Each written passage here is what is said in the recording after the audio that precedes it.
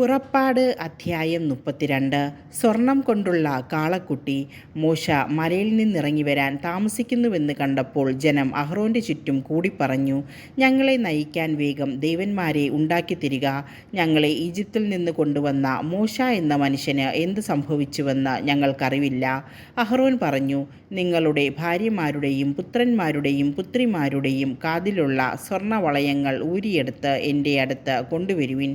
ജനം തങ്ങളുടെ കാതുകളിൽ നിന്ന് സ്വർണ വളയങ്ങളൂരി അഹ്റോൻ്റെ മുൻപിൽ കൊണ്ടുചെന്നു. അവൻ അവ വാങ്ങി മൂശയിലൊരുക്കി ഒരു കാളക്കുട്ടിയെ വാർത്തെടുത്തു. അപ്പോൾ അവർ വിളിച്ചു പറഞ്ഞു, ഇസ്രായേലേ, ഇതാ ഈജിപ്തിൽ നിന്ന് നിന്നെ കൊണ്ടുവന്ന ദേവന്മാർ. അത് കണ്ടപ്പോൾ അഹ്റോൻ കാളക്കുട്ടിയുടെ മുൻപിൽ ഒരു ബലിപീഠം പണിതിട്ട് ഇപ്രകാരം പ്രഖ്യാപിച്ചു, നാളെ കർത്താവിൻ്റെ ഉത്സവദിനമായിരിക്കും. അവർ പിറ്റേന്ന് അതിരാവിലെ ഉണർന്ന ദഹനയാഗങ്ങളും അനുരഞ്ജന യാഗങ്ങളും അർപ്പിച്ചു. ജനം തീനും കുടിയും കഴിഞ്ഞ് വിനോദങ്ങളിലേർപ്പെട്ടു. കർത്താവ് മോശയോട് അരുളി ചെയ്തു, ഉടനെ താഴേക്ക് ചെല്ലുക. നീ ഈജിപ്തിൽ നിന്ന് കൂട്ടിക്കൊണ്ടുവന്ന നിന്റെ ജനം തങ്ങളെ തന്നെ ദുഷിപ്പിച്ചിരിക്കുന്നു. ഞാൻ നിർദ്ദേശിച്ച മാർഗത്തിൽ നിന്ന് അവർ പെട്ടെന്ന് വ്യതിചലിച്ചിരിക്കുന്നു. അവർ ഒരു കാളക്കുട്ടിയെ വാർത്തെടുത്ത് അതിനെ ആരാധിക്കുകയും അതിന് ബലിയർപ്പിക്കുകയും ചെയ്തിരിക്കുന്നു. ഇസ്രായേലേ, നിന്നെ ഈജിപ്തിൽ നിന്ന് കൊണ്ടുവന്ന ദേവന്മാർ ഇതാ എന്ന് അവർ പറഞ്ഞിരിക്കുന്നു. കർത്താവ് മോശയോട് അരുളി ചെയ്തു, ഇവർ ദുശ്ശാഠ്യക്കാരായ ഒരു ജനമാണെന്ന് ഞാൻ കണ്ടുകഴിഞ്ഞു. അതിനാൽ എന്നെ തടയരുത്. എൻ്റെ ക്രോധം ആളിക്കത്തി അവരെ വിഴുങ്ങിക്കളയട്ടെ. എന്നാൽ നിന്നിൽ നിന്ന് ഒരു വലിയ ജനതയെ ഞാൻ പുറപ്പെടുവിക്കും. മോശ ദൈവമായ കർത്താവിനോട് കാരുണ്യം യാചിച്ചുകൊണ്ട് പറഞ്ഞു, കർത്താവേ, വലിയ ശക്തിയോടും കരബലത്തോടും കൂടെ അങ്ങ് തന്നെ ഈജിപ്തിൽ നിന്ന് പുറത്തു കൊണ്ടുവന്ന അങ്ങയുടെ ജനത്തിനെതിരെ അവിടുത്തെ ക്രോധം ജ്വലിക്കുന്നതെന്ത്?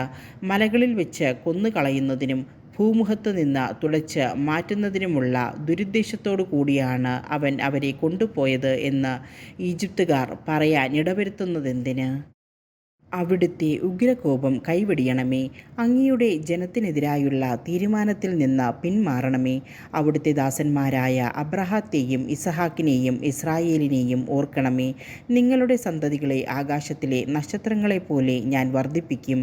ഞാൻ വാഗ്ദാനം ചെയ്തിട്ടുള്ള ഈ നാട് മുഴുവൻ നിങ്ങളുടെ സന്തതികൾക്ക് ഞാൻ നൽകും.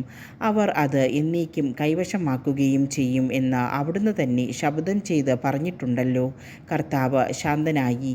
തൻ്റെ ജനത്തിനെതിരായുള്ള തീരുമാനത്തിൽ നിന്ന് അവിടുന്ന് പിന്മാറി. മോശ കൈകളിൽ 2 ഉടമ്പടി പത്രികകളുമായി താഴേക്കിറങ്ങി. പലകകളുടെ ഇരുവശങ്ങളിലും എഴുത്തുണ്ടായിരുന്നു. പലകകൾ ദൈവത്തിൻ്റെ കൈവേലയും അവയിൽ കുത്തിയിരുന്നത് അവിടുത്തെ കൈയെഴുത്തുമായിരുന്നു. ജനങ്ങൾ അട്ടഹസിക്കുന്ന സ്വരം കേട്ടപ്പോൾ ജോഷുവ മോശയോട് പറഞ്ഞു, പാളയത്തിൽ യുദ്ധത്തിൻ്റെ ശബ്ദം മുഴങ്ങുന്നു. എന്നാൽ മോശ പറഞ്ഞു, ഞാൻ കേൾക്കുന്നത് വിജയത്തിൻ്റെ അട്ടഹാസമോ പരാജയത്തിൻ്റെ മുറവിളിയോ അല്ല, പാട്ടുപാടുന്ന ശബ്ദമാണ്. മോശ പാളയത്തിനടുത്തെത്തിയപ്പോൾ കാളക്കുട്ടിയെ കണ്ടു. അവർ നൃത്തം ചെയ്യുന്നതും കണ്ടു. അവൻ്റെ കോപം ആളിക്കത്തി. അവൻ കൽപ്പലകകൾ വലിച്ചെറിഞ്ഞ് മലയുടെ അടിവാരത്തിൽ വെച്ച് അവ തകർത്തു കളഞ്ഞു. അവൻ കാളക്കുട്ടിയെ എടുത്ത് തീയിലിട്ട് ചുട്ടു. അത് ഇടിച്ചു പൊടിച്ച് പൊടി വെള്ളത്തിൽ കലക്കി ഇസ്രായേൽ ജനത്തെ കൊണ്ട് കുടിപ്പിച്ചു.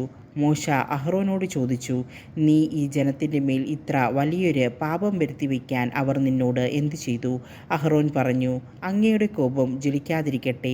ഈ ജനത്തിന് തിന്മയിലേക്കുള്ള ചായ്വ് അങ്ങേക്ക് അറിവുള്ളതാണല്ലോ. അവർ എന്നോട് പറഞ്ഞു, ഞങ്ങളെ നയിക്കാൻ ഞങ്ങൾക്ക് ദേവന്മാരെ ഉണ്ടാക്കിത്തരിക. എന്തെന്നാൽ ഈജിപ്തിൽ നിന്ന് ഞങ്ങളെ കൊണ്ടുവന്ന മോശ എന്ന മനുഷ്യന് എന്ത് സംഭവിച്ചു എന്ന് ഞങ്ങൾക്കറിവില്ല. ഞാൻ പറഞ്ഞു, സ്വർണം കൈവശമുള്ളവർ അത് കൊണ്ടുവരട്ടെ. അവർ കൊണ്ടുവന്നു. ഞാനത് തീയിലിട്ടു. അപ്പോൾ ഈ കാളക്കുട്ടി പുറത്തു വന്നു. ജനത്തിൻ്റെ അഴിഞ്ഞാട്ടം മോശ കണ്ടു. ശത്രുക്കൾക്കിടയിൽ സ്വയം ലജ്ജിതരാകത്തക്ക വിധം അഴിഞ്ഞാടുന്നതിന് അഹ്റോൻ അവരെ അനുവദിച്ചിരുന്നു. മോശ പാളയത്തിൻ്റെ വാതിൽക്കൽ നിന്നുകൊണ്ട് പറഞ്ഞു, കർത്താവിൻ്റെ പക്ഷത്തുള്ളവർ എൻ്റെ അടുത്തേക്ക് വരട്ടെ. ലേവിയുടെ പുത്രന്മാരെല്ലാവരും അവൻ്റെ അടുക്കൽ ഒന്നിച്ചുകൂടി. അവൻ അവരോട് പറഞ്ഞു, ഇസ്രായേലിൻ്റെ ദൈവമായ കർത്താവ് ഇപ്രകാരം അരുളി ചെയ്യുന്നു, ഓരോ മനുഷ്യനും തൻ്റെ വാൾ പാർശ്വത്തിൽ ധരിക്കട്ടെ. പാളയത്തിലുടനീളം കവാടം തോറും ചെന്ന് ഓരോരുത്തനും തൻ്റെ സഹോദരനെയും സ്നേഹിതനെയും അയൽക്കാരനെയും നിഗ്രഹിക്കട്ടെ. ലേവിയുടെ പുത്രന്മാർ മോശയുടെ കൽപ്പനയനുസരിച്ച് പ്രവർത്തിച്ചു. അന്നേ ദിവസം 3000-ഓളം പേർ മരിച്ചു വീണു. മോശ പറഞ്ഞു, കർത്താവിൻ്റെ ശുശ്രൂഷയ്ക്കായി ഇന്ന് നിങ്ങൾ നിങ്ങളെ തന്നെ സമർപ്പിച്ചിരിക്കുന്നു. ഓരോരുത്തനും തൻ്റെ പുത്രനും സഹോദരനുമെതിരായി നിന്നതുകൊണ്ട് കർത്താവ് നിങ്ങൾക്ക് ഇന്ന് ഒരു അനുഗ്രഹം തരും. പിറ്റേ ദിവസം മോശ ജനത്തോട് പറഞ്ഞു, നിങ്ങൾ കഠിനപാപം ചെയ്തിരിക്കുന്നു. ഞാനിപ്പോൾ കർത്താവിൻ്റെ അടുത്തേക്ക് കയറിച്ചെല്ലാം. നിങ്ങളുടെ പാപത്തിന് പരിഹാരം ചെയ്യാൻ എനിക്ക് കഴിഞ്ഞേക്കും. മോശ കർത്താവിൻ്റെ അടുക്കൽ തിരിച്ചു ചെന്ന് പറഞ്ഞു, ഈ ജനം ഒരു വലിയ പാപം ചെയ്തു പോയി. അവർ തങ്ങൾക്കായി സ്വർണം കൊണ്ട് ദേവന്മാരെ നിർമ്മിച്ചു. അവിടുന്ന് കനിഞ്ഞ് അവരുടെ പാപം ക്ഷമിക്കണം. അല്ലെങ്കിൽ അവിടുന്ന് എഴുതിയിട്ടുള്ള പുസ്തകത്തിൽ നിന്ന് എൻ്റെ പേര് മായിച്ചു കളഞ്ഞാലും.